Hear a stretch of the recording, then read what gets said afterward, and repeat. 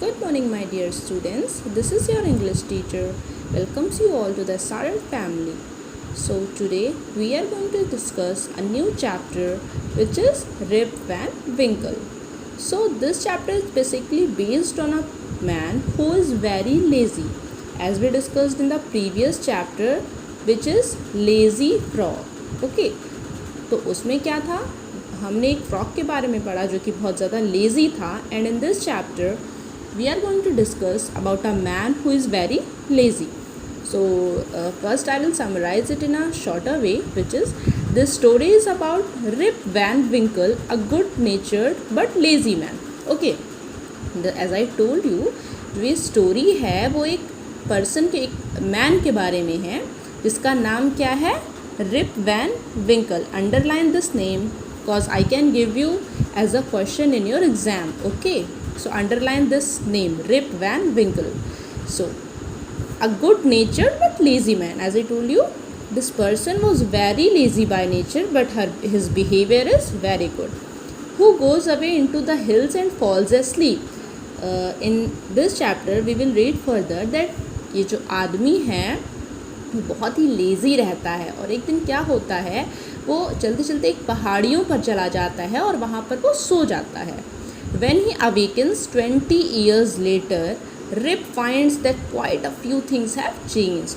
और जब वो उठता है 20 साल बाद, तो रिप क्या देखता है, रिप आदमी का नाम है, रिप क्या देखता है, he finds that quite a few things have changed. काफ़ी ज़्यादा चीज़ें मतलब पहले के जैसे अलग हो चुकी हैं, काफ़ी चीज़ें चेंज हो चुकी हैं.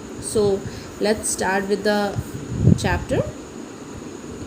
So students, I will explain you paragraph wise. Okay, I will read the line but I will explain you the paragraph wise Hindi meaning. Okay, because explaining line by line will be little a bit lengthy for you also. Okay, so many years ago at the foothills of the Catskill Mountains was a little village. In the village lived a simple, good-natured fellow named Rip Van Winkle. He was a kind neighbor, ready to help anyone. Everyone in the village liked him. The children of the village shouted with joy whenever they saw him because he played with them. He taught them to fly kites and shoot marbles and told them long stories. So the meaning of this paragraph is, काफ़ी साल पहले की बात है, काट्सकिल नाम का एक mountain रहता था जिसकी छोटी छोटी पहाड़ियाँ, फुटहिल्स मतलब होता है छोटी छोटी पहाड़ियाँ, माउंटेन मतलब होता है बड़े बड़े पहाड़ को हम बोलते हैं माउंटेन, और जो फुटहिल्स होती हैं उनको मतलब हम छोटी छोटी पहाड़ियाँ. तो काट्सकिल नाम का एक गांव था, विलेज था एक, काट्सकिल नामक एक माउंटेन के पास एक छोटा सा विलेज था. इन द विलेज लिव्ड, और वहाँ पे एक सिंपल, वहाँ के जो लोग थे वो सिंपल तरीके से रहते थे, बहुत ही नॉर्मल तरीके से रहते थे, गुड नेचर्स थे. और ऐसे ही उनका एक फेलो था जिसका नाम था रिप वैन विंकल, और उसी गांव में एक आदमी रहता था जिसका नाम था रिप वैन विंकल. वो बहुत ही ज़्यादा काइंड हार्टेड था, वो सबकी मदद करने के लिए हमेशा रेडी रहता था. उस गांव के बच्चे उसको बहुत ज़्यादा प्यार करते थे, बहुत ज़्यादा मानते थे. क्यों? जब भी बच्चे उसको देखते थे वो बहुत ही ज़्यादा खुशी से, जॉय के साथ बहुत ही ज़्यादा खुश हो जाते थे. वो जॉय मतलब खुश हो जाते थे whenever they saw the Rip. Okay, Rip मतलब, मैं again I am repeating, Rip Van Winkle उस आदमी का नाम था जो बहुत ही ज़्यादा लेज़ी था. तो जब भी गांव के बच्चे उसको देखते थे वो खुश हो जाते थे. क्यों? क्योंकि रिप उनके साथ खेलता था, उनको पतंग उड़ाना सिखाता था, उनके साथ मार्बल्स खेलता था. मार्बल मतलब जो गुटियाँ आती हैं, आई थिंक उनको, हाँ वही होता है मार्बल, शूट मार्बल्स, उनके साथ खेलता था. And told them long stories, और उनको लंबी लंबी कहानियाँ सुनाता था. Okay, so moving on the next paragraph. The only problem with Rip was that he was very lazy. He did no work on his own farm and just idled away his time. His fences were falling to pieces. His cow was going astray. Weeds grew on his farm. Rip's constant companion was his dog, named Wolf. To avoid work, he would walk away into the forest with his dog. Okay, Rip के साथ एक ही problem थी कि वो बहुत ही ज़्यादा lazy हुआ करता था. वो अपने आप से कोई काम करना ही नहीं चाहता था. लाइक हम लोग हैं, सोचते हैं ये काम कर दें वो काम कर दें, बट उसके साथ क्या प्रॉब्लम थी, वो खुद से कोई काम करना ही नहीं चाहता था. वो हमेशा पड़े रहना चाहता था. लाइक ऑलवेज वो सोचता था कि हम ऐसे पड़े रहें. आइडल मीन्स होता है कि हमेशा बस ऐसे कहीं पड़े रहना, लेटे रहना, कोई काम ना करना. Okay, his fences are falling to pieces, और उसके खेतों में जो फेंसेस, जो कांटे लगाए जाते हैं ना, जैसे लोहे के हो गए, स्टील के हो गए, खेतों को बांटने के लिए जो कांटे लगाए जाते हैं ना, वो टुकड़ों में टूट रहे थे, बट स्टिल उसे कोई चिंता नहीं थी कि वो उन चीज़ों को सही करे। His cow was going to astray, उसकी जो गायें थी वो इधर उधर घूमती रहती थी, इधर उधर का खाती रहती थी, बस उसको कोई फ़र्क नहीं पड़ता था। उसके खेतों में जो वीड्स होती है ना, वीड्स मतलब होता है जो अनवांटेड छोटे छोटे प्लांट्स होते हैं ना बाबू, उनके जो मतलब खेतों में फालतू झाड़ियाँ निकल आती हैं, उनको हम वीड्स बोलते हैं। उसके खेतों में फालतू झाड़ियाँ निकल आ रही थी, बट उसको स्टिल कोई फ़र्क नहीं पड़ता था।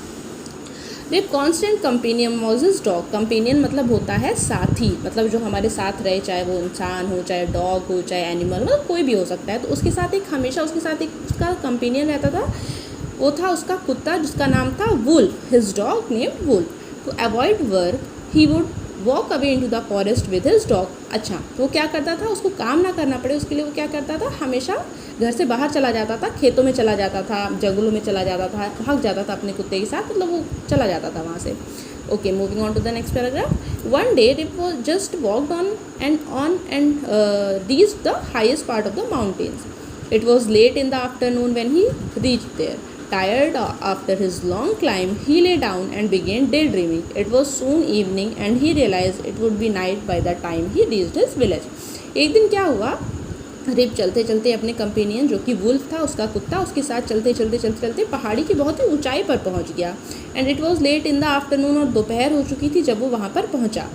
और वहाँ पे पहुँचने के बाद वो काफ़ी थक गया था, तो वो वहीं पर लेट गया। और उसने वो दिन का टाइम था, वो दिन में ही सपने देखने चालू कर दिए उसने। It was soon evening and he realize it would be night by the time he reached his village. और उस जब शाम हुई तो उसने क्या सोचा कि अरे, उससे ये महसूस हुआ कि तो इतना देर हो गई है और उसको अब विलेज पहुँचते पहुँचते और ज़्यादा लेट हो जाएगी। क्यों? क्योंकि ऑलरेडी शाम हो चुकी थी। Okay, so moving on to the next paragraph. Suddenly he heard a voice calling out, "Rip Van Winkle, Rip Van Winkle." He looked around and saw a short old man with thick hair and a grizzled beard walking towards him with a barrel.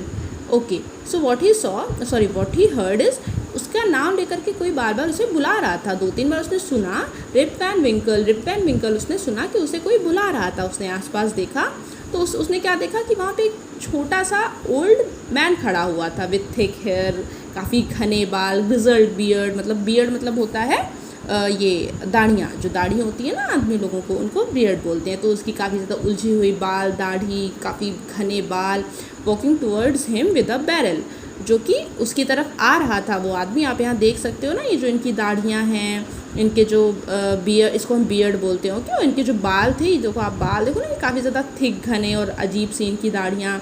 और जो ये क्या नाम है, यहाँ पे जो दिया हुआ है बाबू, आप लोग देख सकते हो, बैरल की मीनिंग होती है किसी तरीके का कंटेनर, जैसे इसने लिया हुआ है ना, इसको this is called as barrel here, and इसको हमने बैरल यहाँ पर बोला हुआ है। तो उसने क्या देखा रिप में कि इसको कोई बुला रहा है। फिर जब उसने आसपास देखा तो वहाँ पे एक शॉर्ट मैन था, आप देख सकते हो सब कितने शॉर्ट हैं। तो शॉर्ट मैन था जो कि एक कंटेनर के साथ, बैरल के साथ उसने देखा, रिप ने देखा, उनको बुला रहा था। He made signs to help him carry the barrel. इन लोगों ने रिप को साइन दिया कि तुम आओ और हमारी हेल्प करो। And Rip hurry to help the stranger who caught his hand tightly. और रिप तुरंत ही इनके पास आया और इसने भी इस कंटेनर को पकड़ा और इनकी हेल्प करने के लिए रेडी हो गया। Okay, together they reached a place where there were some more odd looking man playing nine pins. They were all dressed the same way and all of them had beards of various shapes and colors. Even though they were playing a game, their faces were serious and they were silent. There was a silence. Okay, तो जब वो वहाँ उसकी help करने पहुँचा इस आदमी की रिप, तो उसने क्या देखा, उसके साथ वो आया उसकी हेल्प करने आगे, तो उसने क्या देखा कि वहाँ पे इसके जैसे और भी बहुत सारे लोग थे। As you can see here, वहाँ पे इसके जैसे और भी बहुत सारे लोग थे जिन्होंने अजीब तरीके के कपड़े पहने हुए थे। जो they dressed up like very weird, you know, काफ़ी अजीब शेप के लोग थे वो, और काफ़ी अलग अलग तरीके के उन्होंने कपड़े पहने हुए थे। और even though they were playing a game, और तभी वो क्या कर रहे थे, वो वहाँ पे गेम खेल रहे थे। Their faces were serious and there was a silence. उन सब मतलब वो अजीब सी हरकतें कर रहे थे, वो नॉर्मल इंसानों से अलग थे, उनके अंदर कोई मतलब अपना गेम खेल रहे थे वो, बट वहाँ पे एक अजीब सी साइलेंस थी, सब सीरियस थे, उनको बाकी लोगों से कोई मतलब नहीं था। The only sound was the noise of the balls which echoed in the mountains like thunder. खाली echoed मतलब होता है बच्चों गूंजना, मतलब जैसे हम चिल्लाते हैं ना, कहीं पहाड़ियों वगैरह पे अक्सर क्या होता है कि जब भी हम कुछ बोलते हैं चिल्लाते हैं तो आवाज़ जो है बहुत ही ज़्यादा इको होती है, वहाँ पे गूंजती है। तो वहाँ पे खाली एक ही चीज़ की आवाज़ थी जो कि इको हो रही, जो कि गूंज रही थी, वो क्या थी? बॉल्स की आवाज़ थी। Okay, moving on to the next para. As Rip and his companion reached them, they stopped playing and started Rip with a fixed gaze. Okay, as Rip and his companion reached them. Okay, Rip और उसके साथी, जो उसका साथी था कुत्ता, जब वहाँ पर पहुँचा, they stop playing and stared at Rip with a fixed gaze. जब रिप और उसका साथी कंपेनियन कुत्ता वुल्फ जब वहाँ पे पहुँचा तो सारे लोग खेलना रोक करके बस रिप और उसके कंपेनियन को देखने लगे, एक टक उसको उनको घूरने लगे। स्टेयर मतलब होता है घूरना, ठीक है बाबू बच्चों, स्टेयर मतलब होता है घूरना। तो Rip was really frightened, frightened मतलब होता है घबरा जाना, एक तरीके से डर जाना। तो रिप अचानक से बहुत ही ज़्यादा घबरा गया। His companion emptied the contents of the barrel in 2 glasses and made Rip drink it. उसका जो कंपेनियन था, वुल्फ था, जो उसने जो है ये हमारा बैरल था, उसमें से जो उसमें कंटेंट बढ़ा हुआ था उसको निकाला और उसमें से कुछ पीने के लिए रिप के लिए बनाया।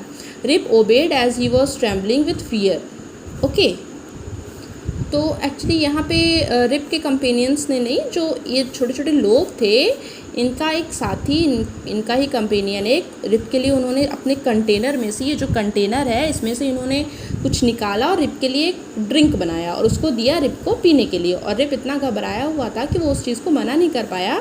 Rip obeyed as he was trembling with fear, वो बहुत ही ज़्यादा काँप रहा था, डर रहा था, तो उसने जो है उस पानी को पी लिया जो भी उन्होंने ड्रिंक बनाया था। सिंस ही वॉज थ्रस्टी, और बहुत ही ज़्यादा प्यासा था, he drank a few more glasses and slowly fail into a deep sleep.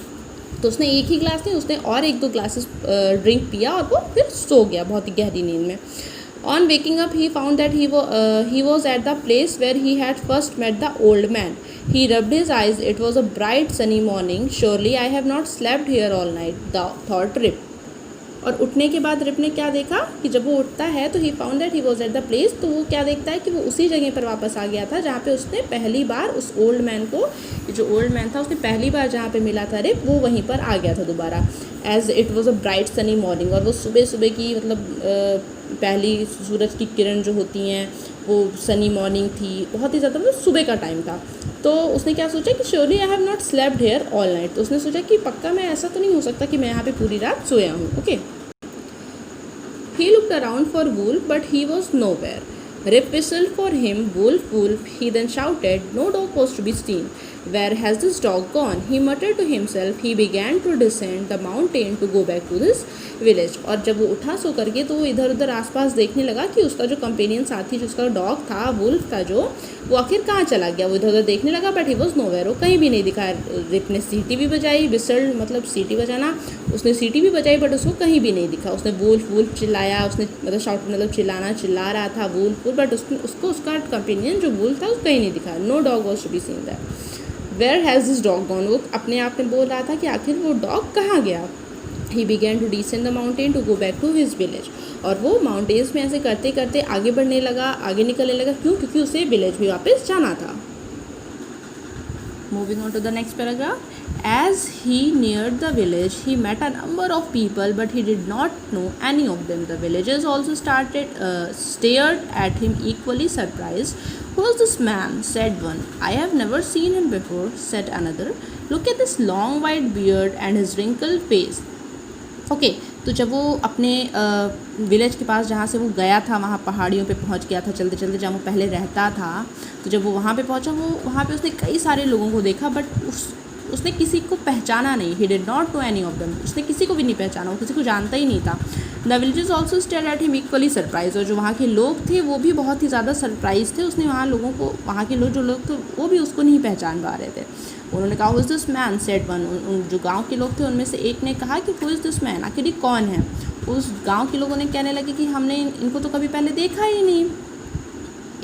उसमें से एक आदमी बोलता है कि who is this man, look at his long white beard and his wrinkled face. इस रिंकल्ड मतलब होता है बच्चों झुर्रियाँ पड़ जाए, जैसे बुढ़ापे में क्या होता है कि गाल वगैरह में देखो फाइन लाइंस आ जाती हैं, झुर्रियाँ पड़ जाती हैं ना, उसको रिंकल्ड फेस बोलते हैं। तो लोग बोलने लगे कि आखिर ये कौन है जिसकी इतनी बड़ी बड़ी दाढ़ियाँ, रिंकल्ड फेस हैं। On hearing this, Rip stroked his chin, and to his astonishment, he found his beard had grown a foot long and it was all white. जब वो ऐसा बोल रहे थे पूरे उसके विलेज वाले, गांव वाले, तो रिप चौंक गया। उसने अपने आप अपने चिन को छुआ, अपनी जो चिन मतलब होता है हमारी जो ठुड्डी होती है ना, उसको हम चिन बोलते हैं, पूरा वहाँ से उसने जब टच किया तो उसने क्या देखा, उसकी जो दाढ़ियाँ थी वो मतलब 1 हाथ 2 हाथ लंबी हो चुकी थी, फुट लॉन्ग। ओके, काफ़ी लंबी लंबी दाढ़ियाँ हो गई थी और वो पूरी वाइट हो चुकी थी। And then an old women walked up to him and looked at his face for a moment. और तब तक एक बूढ़ी औरत वहाँ आगे उसकी तरफ आई और उसने उसको ध्यान से देखा। देन शी एक्सक्लेम्ड, तब वो क्या बोली सबसे, उसने इस चीज़ को बोला क्या, इट इज़ रिप वैन विंकल। ये कौन है, ये रिप वैन विंकल है, वेलकम होम अगेन। उस औरत ने बोला welcome home again Rip Van Winkle. Old neighbour, where have you been these 20 long years. तो लेडी ने क्या कहा कि आज अभी तक तुम कहाँ थे, इट्स बीन 20 ईयर्स, एंड अभी तक तुम कहाँ थे, 20 साल गुजर चुके हैं, अब तुम्हारा वेलकम है। So this was the story all about, and I told you, and adapted from the Legend of Rip Van Winkle by Washington Irving. Okay, the writer of this story is Washington Irving. Okay, so this is the story was all about. So if you have any problem in this story and in the explanation, you can ask me in the WhatsApp group of class 5th English. Okay, thank you students.